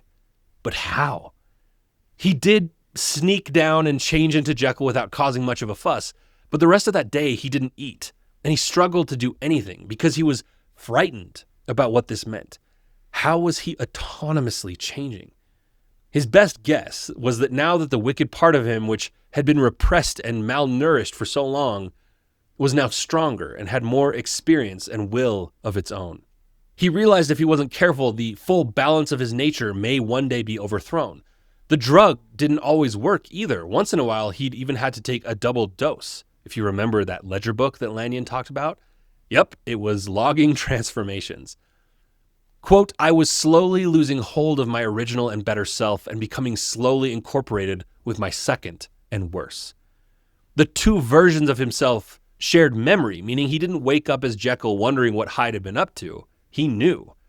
But whereas Jekyll felt a fear and fascination with Mr. Hyde, almost like a father feels concern about their rebellious child, Hyde felt nothing for Jekyll. Any feelings might have actually been hatred towards the doctor, because to Hyde, Jekyll was nothing but a hiding place when he needed to let things cool down. He had to choose between the carefree, dark freedom of Hyde and the Victorian repression of a London gentleman as Dr. Jekyll. And he says that as uneven as the deal might sound, there was even one more factor that made the scales tilt more. Because if he cut off Hyde, Jekyll would spend every day feeling that loss of that freedom. He would struggle with his abstinence, is the word he uses. But if he were to live as Hyde, cutting off Jekyll, Hyde wouldn't even think about what was lost in the life of the good doctor. He points out that even though he felt like his circumstances were different than anyone had ever experienced in the world, he knew that the struggle itself of choosing a life of good versus evil was as old as time. And he knew that he would have to make the choice that a majority of his fellow men make in choosing to commit to life as Henry Jekyll. Because although Jekyll was old, confined, and lived in the prison of respectable society, Henry Jekyll had friends. Edward Hyde only had enemies. And things were good for 2 months. He admits that maybe he had made this choice with some reservations about fully committing to it, because he points out that he kept the apartment furnished with Edward Hyde's clothes in the closet, and that for weeks, life was pretty good. But then he started to feel the itch, much like an addict feels a desire to recreate the feeling of just one more high. And in a particular hour of moral weakness, 2 months later, he mixed the compound again and transformed into his dark twin.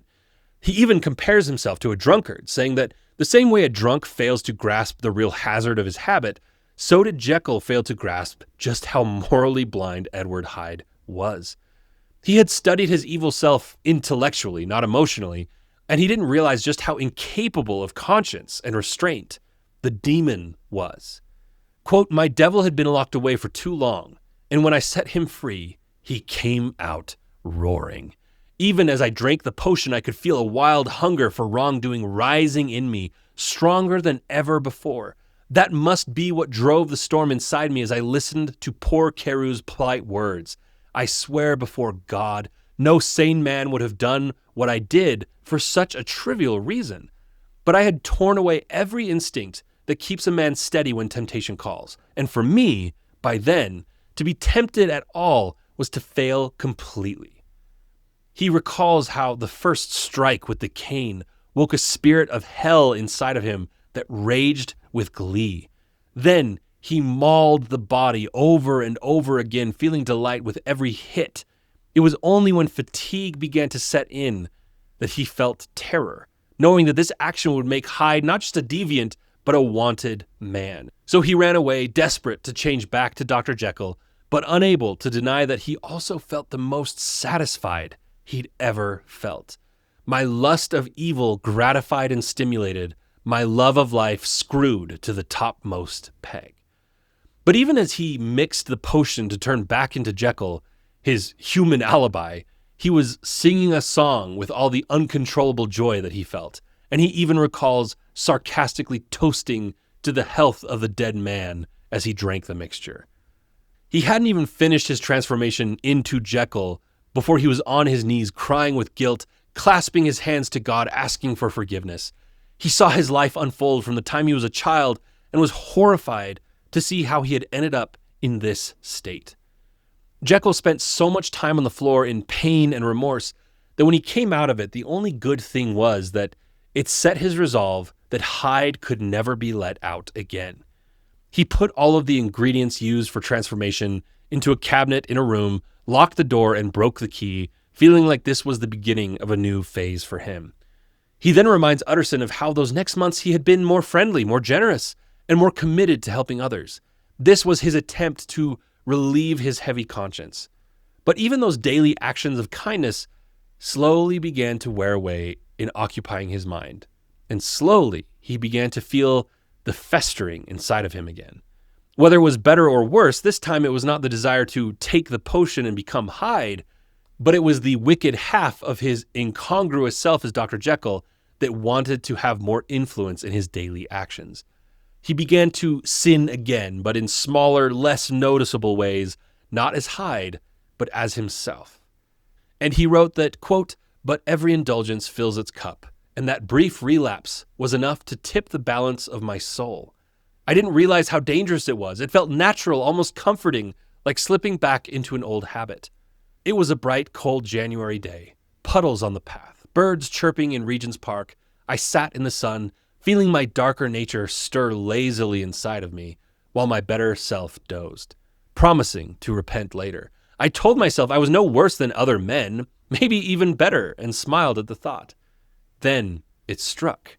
A wave of nausea, a violent shudder, and when it passed, something in me had changed.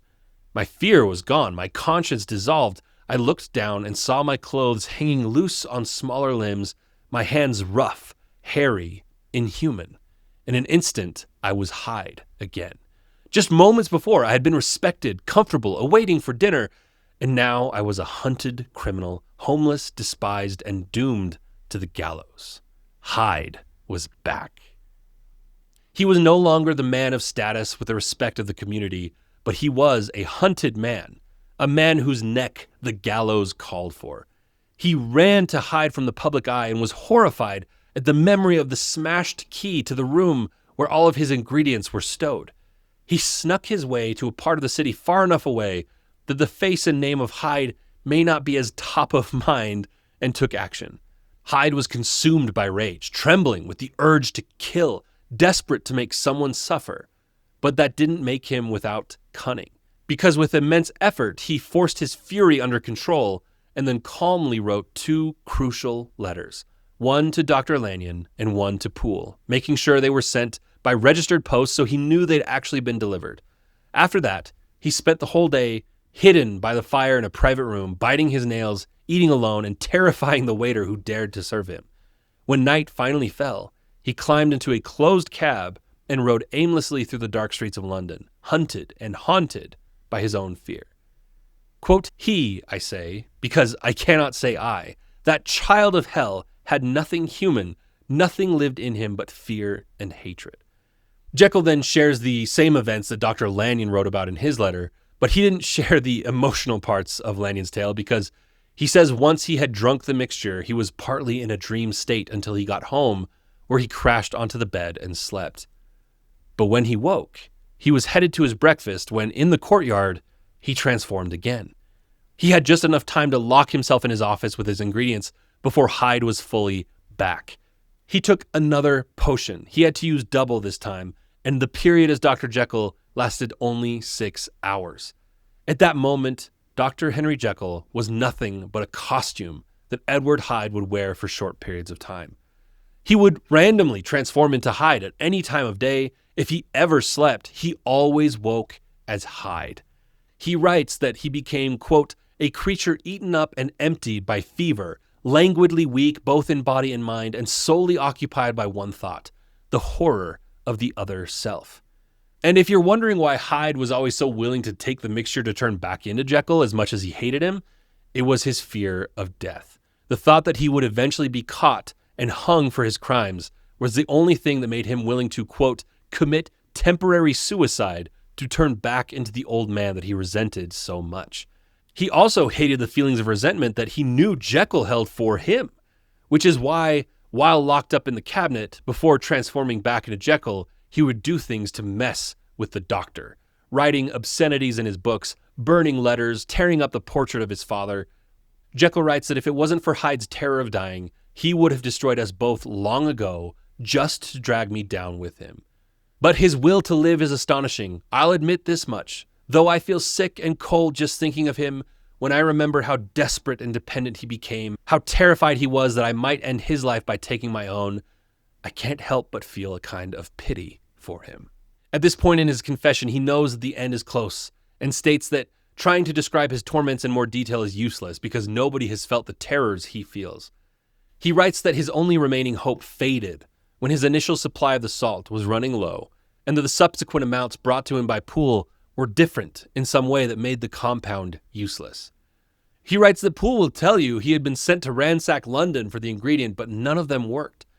And Jekyll resigned himself that the initial supply must have been the impure one. And whatever the impurity, it was the difference that made the elixir work as it did. And to make sure the very end of this book hits harder, I modernized the monologue a little bit so that it will come across clearly. Quote, it's been about a week, and I'm writing these final lines under the effect of the last of my old powders. This, barring a miracle, will be the final time Henry Jekyll thinks his own thoughts or looks upon his own face, now so terribly changed in the mirror. I must not linger. If this account has survived so far, it's only through caution and sheer luck. Should the transformation seize me before I finish, Hyde will destroy these pages. But if enough time passes after I've hidden them, his self-absorption, his narrow present-minded selfishness may once again spare them from his animal spite. The fate closing in on both of us has already begun to break him. Half an hour from now, when I once more and forever become that detested being, I know how it will be. I'll sit trembling and weeping in this chair or pace the room, my final refuge, listening in terror to every sound outside, expecting the end. Will Hyde die on the hangman's scaffold or find the nerve to take his own life before they catch him? Only God knows. I no longer care. My death has already come in spirit, and whatever happens next, belongs to someone else entirely. And so, as I set down the pen and seal this confession, I bring the tragic life of Henry Jekyll to its close.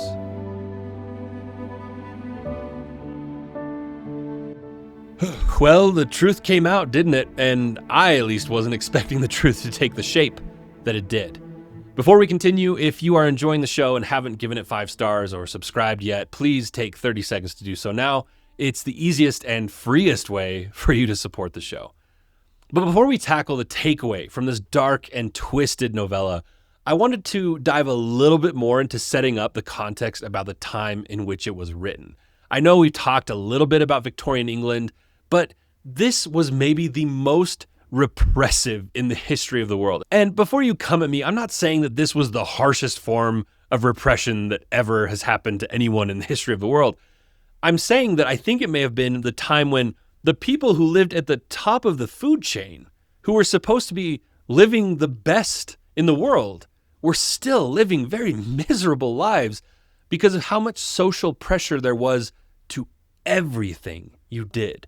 So it's not the worst that anyone's lived through, but it may have been one of the worst times in the sense that you weren't worried about starvation or being kidnapped by barbarians, but you had to watch everything you said and did because the tribe was on a hair trigger waiting to ostracize you and do the Victorian equivalent of cancel culture. It was a time when women's ankles being exposed was scandalous. Men were expected to be emotionally reserved at all times, not just in terms of anger, but even laughter or too much warmth was seen as unmanly. Hearing that, it will be no surprise that talking about sex was forbidden, but even talking about pregnancy was highly frowned upon. Things like mental health issues, alcoholism, depression, homosexuality were not only not accepted, but were rather a cause for you to be labeled as a depraved person or at minimum a burden to your family. It was truly a miserable time if you wanted to be yourself and not just a highly conformed member of society. So, with that in mind, imagine this story coming out. It's easy to see why Jekyll and Hyde hit Victorian readers like a lightning bolt. Everyone back then was walking around with a polite smile and a corset wrapped around their soul. Respectability was the only thing that mattered. And that meant pretending you didn't have a dark side, even though everybody did. So here comes Stevenson pulling back the curtain and saying out loud what everybody quietly knew, that beneath all the lace and moral language, people were aching, tempted, angry, addicted, repressed. And the wild part is that Jekyll doesn't just admit that part of himself exists, he releases it. For a society suffocating under manners, that must have been electric to read about. Hyde was kind of a fantasy, like a dark wish nobody dared name. He did what they couldn't, said what he wanted, did what he pleased, felt everything to the fullest, no apologies. To the prim and proper world of London, it would have been both horrifying and thrilling. Hyde was freedom in its most forbidden form, and that's what made the story so unsettling. It wasn't just about good versus evil. It was about what happens when you finally stop pretending that you don't want to break free. The book sold 40,000 copies in its first 6 months, and Stevenson's biographer says that the book's success was likely due rather to the moral instincts of the public than just its merits as a piece of literary art. It was read by people who never read fiction, and almost ironically, since it was still Victorian times, people didn't talk about the book in terms of how electric it might have made them feel, but rather it was used as a warning about what happens when you give your base self even an inch. It was quoted over pulpits and cited in religious papers, and those are both places where you just know it was not being used as a philosophical exploration of being true to yourself. And there are a number of different thematic interpretations of this book. We'll talk about a couple of them in the Protagonist edition, but I was so surprised when the basis for this scientific discovery was an attempt to separate the good from the evil within him. I would never have guessed that it was his intent to create Hyde, essentially, even if he could never have predicted how it would play out. Like I said, I have known since I was a little kid that Jekyll and Hyde was the story of a mad scientist transforming into an evil monster, but I couldn't have told you a single thing about the plot until now. So this was a pleasant surprise. I saw both parallels and distinctions between Henry Jekyll and Victor Frankenstein, who both are portrayed as men who were too busy asking if they could to stop and think if they should. But Frankenstein had a daring ambition to do something that only God was believed to be capable of as his driving force. Jekyll was more of just a curiosity about if he could control his own nature. When it comes to what drove them to create their respective monsters, Frankenstein is giving obsessive God complex, and Jekyll presents himself as just wanting to separate his good side so his reputation could stay intact, while the depraved part of him could also do what he wanted. It's hard to decide if one of them is even less noble than the other, although Jekyll didn't do any grave robbing to achieve his, so point Henry, I guess. But there were similarities in those stories as well. The point of no return, the moment of realization that you have no control over your creation, the dread the creator feels towards his monster, and the hatred and resentment that the created feels towards his maker.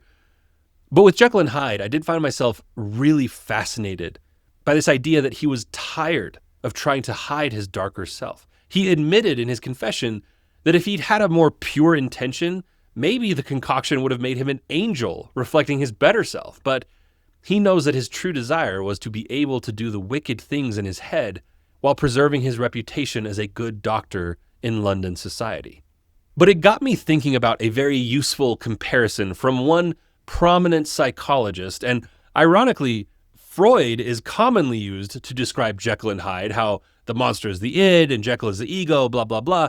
But I am actually far more interested in the other heavy hitter from the early 20th century, Carl Jung. I've quoted Jung on episodes before, but it's kind of surprising I haven't brought him in at a deeper level until now, because he's kind of the perfect psychologist for storytellers. He used the ideas of myth and archetypes to convey his ideas, so much so that Joseph Campbell, aka Papa Campbell, aka the father of the modern myth, who used a lot of Jung in his techniques, even edited a volume called The Portable Jung, which I am very eager to get my hands on a copy of someday. I mean, come on, the ideas of history's most story-driven psychologist as collected by one of the greatest story philosophers ever, that's gotta be dynamite. But anyway, Jung just shared his ideas of the subconscious using terminology and framings that work so well, not only with the ideas of the show, but with my school of philosophy, Protagonism, that I'm building. If you haven't subscribed to the newsletter yet, link in the description. And one of his more well-known ideas that overlays onto this story almost perfectly, in my opinion, is the idea of the shadow. The shadow, as defined by Jung, is basically the thing a person has no wish to be, meaning your shadow is uniquely all the things about you that you don't want to admit are part of who you are. Your addictions, your jealousies, your shameful habits or dark ideas, anything you hide from the world contributes to what your shadow is. But even more so, the things about us that we hide from ourselves. To use terminology I talk about on the show all the time, your conscious mind, in order to be at peace with itself, needs to think that it is making good choices, the best choices it can make, in fact. So your shadow are the things that you deny, hide, or lie about to yourself that would prove to you that you are not actually in harmony with who you claim to be. There is no way I'm going to be able to do a complete dive into the idea of the shadow in this episode wrap-up, but we'll definitely be talking more about Jung as we continue exploring characters like Dr. Jekyll. But what I think is so fascinating about the shadow in the context of this story is that Jung claims when we deny the existence of the shadow, we actually give it autonomy. Meaning, when we pretend like we are perfectly virtuous and don't have a dark instinct or ideas that we are hiding from ourselves or others, by not acknowledging that part of us, we blind ourselves to what it is doing within us. Some quick examples of ways that we see the shadow manifest in modern life. There's the nice guy who puts on a front of being so agreeable and friendly, but he can actually be really cruel and passive-aggressive when he feels like he's not being respected. Or someone who preaches sexual purity only to be caught in depraved or even illegal activities. The moral idealist who is so resentful of others that they use guilt and shame to hold other people morally hostage. The man or woman who claims to be completely rational and void of emotion, but forgets that cynicism and mockery are also emotional slips, even if they claim they're just being realistic. The shadow, when it is not acknowledged, is given the freedom to roam in your subconscious in ways that will manifest externally. But to kind of wrap up the extent of the shadow that you need to know for this story, Jung claims that we are so unable to recognize our own shadow that oftentimes any ugly manifestations we see from it, we just project onto other people. The nice guy blames women for not giving him a chance. The martyr blames other people for being uncaring towards them. The perfectionist blames anyone but themselves so that they can cling to the idea that they didn't mess up. But I was fascinated by the word choice of autonomy. When we deny the shadow's existence, we give it autonomy. The only way to keep it in check is to know where it is at all times so we can keep it from going off the rails. Similarly to how the only way to keep a rabid dog from biting someone is to keep it in a cage. But that requires you to first acknowledge its existence and that it is a threat. Jung talks about integration of the shadow being the best solution. He would say it's not good enough to try to not be evil, but you should try to not pretend that you are only good. That you have pieces of yourself that could become problematic, and where possible, you should integrate those impulses, because another line he says that hits hard is, what is not brought to consciousness comes to us as fate. Oh, that was so dope when I read it. But man, I am struggling to cut off this deep dive into the shadow so we can compare it to this story because it's just too good of a time. But to try to bring that idea home, integration is the goal. But what does that look like? It means recognizing the underlying drives of our shadow self and seeing where we can repurpose that to our advantage. Let's say you have deep underlying rage issues that you're able to maintain under control most of the time because it's so important to you to say that you don't have issues with anger, but you do have an occasional blow up because the rage has been given the autonomy to walk around subconsciously until it finds a way out into the open. An integrated version could be you acknowledging that, okay, I know I can get angry at times, and I get angry when I feel something I value has been violated. So how can I express myself firmly and clearly, but not violently? That's acknowledgement. It's not needing to hide the fact that you feel anger, but it's accepting that your best self knows how to channel the anger into a less destructive form. Or another example, someone who says they don't feel jealousy, but is definitely the most gossipy, backstabbing person in the friend group. Integration would look like acknowledging that envy is triggered by some form of admiration or desire. You either want the thing the person has, or you want, at minimum, the opportunity to have your equivalent of the thing they have. Because guys, so much gossip and envy is deflected by saying, I'm not jealous of that person. I don't want what they have. But it's not about the specific job or boyfriend or girlfriend or whatever it is that you're expressing jealousy about. It's the underlying thing it represents: success, dream fulfillment, happy relationships, etc., etc. So integration of jealousy would look like recognizing that if you feel jealous, it's because there is something about them you desire for yourself, and then go on to identify what it is and focus on how you can achieve it for yourself. If you want to win at everything, you shouldn't bury that because it looks bad and claim you are actually a nice guy who gets along with everyone, but you can at least channel it into disciplined ambition so it serves a greater purpose. Whatever the shadow component is, assuming you are not a psychopath or someone with murderous tendencies, there is a way to channel your shadow self into healthier, integrated responses. And now, I've gone and done this takeaway backwards because instead of showing the example of it in the story and then translating it to modern life, I've started with the modern applications. But let's take this back to Dr. Jekyll, shall we? We've already highlighted how Victorian England was one great cultural denial of the shadow self.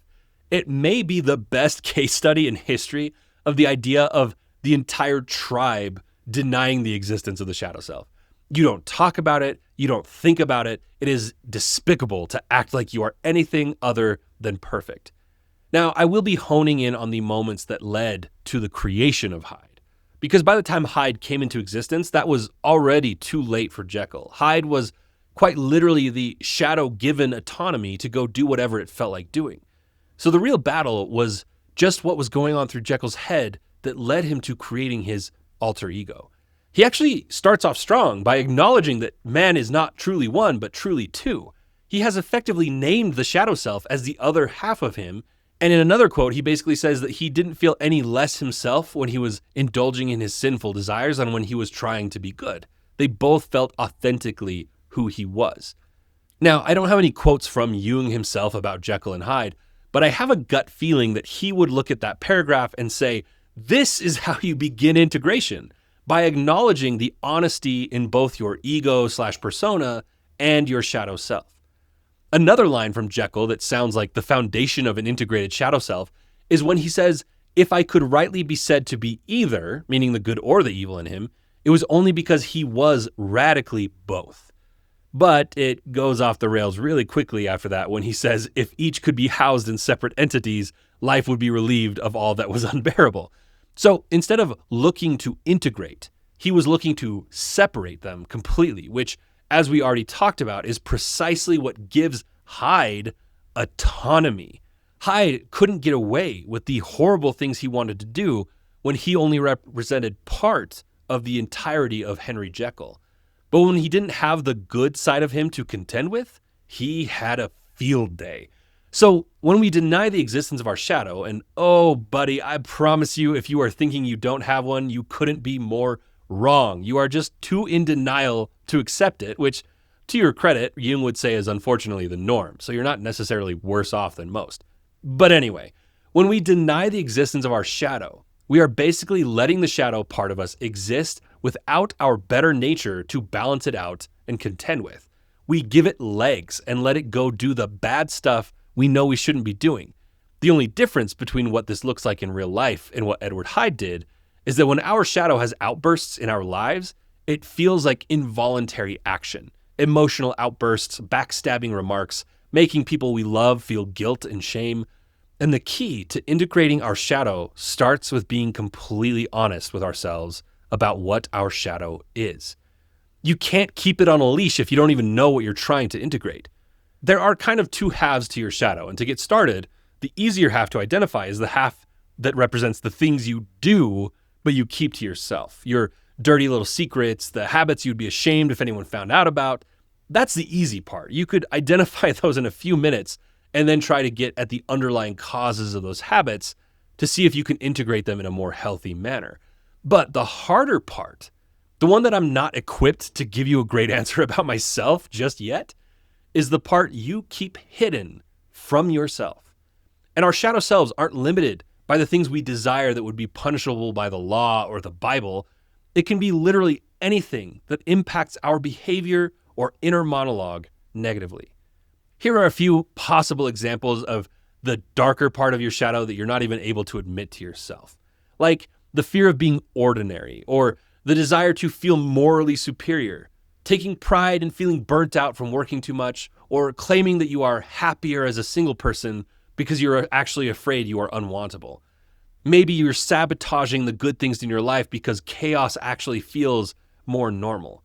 And another one we see oftentimes is hiding insecurities by acting like we actually know everything.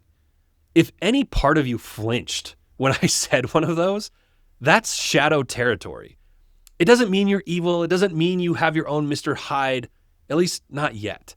But if you don't name it and look for ways to integrate it, you are giving it autonomy to grow teeth and become a much bigger problem down the road. And that does it for Robert Louis Stevenson's The Strange Case of Dr. Jekyll and Mr. Hyde. Protagonists, I've got a couple juicy nuggets for you, including one theory popular among literary analysts called There Is No Hyde. So stick around. If you want to sign up for the Protagonist Edition for extended episodes and bonus episodes, including character deep dives, link in the description for that. But for now, this has been Becoming the Main Character. I'm your host, Jameson Olson, and this episode is the final installment of 2025's spooky season. It's been a lot of fun, as always. I'm very excited about the final books we're covering this year, so make sure to come back. Thanks for listening. Thank you for subscribing to follow along for more episodes. We'll see you on the next one.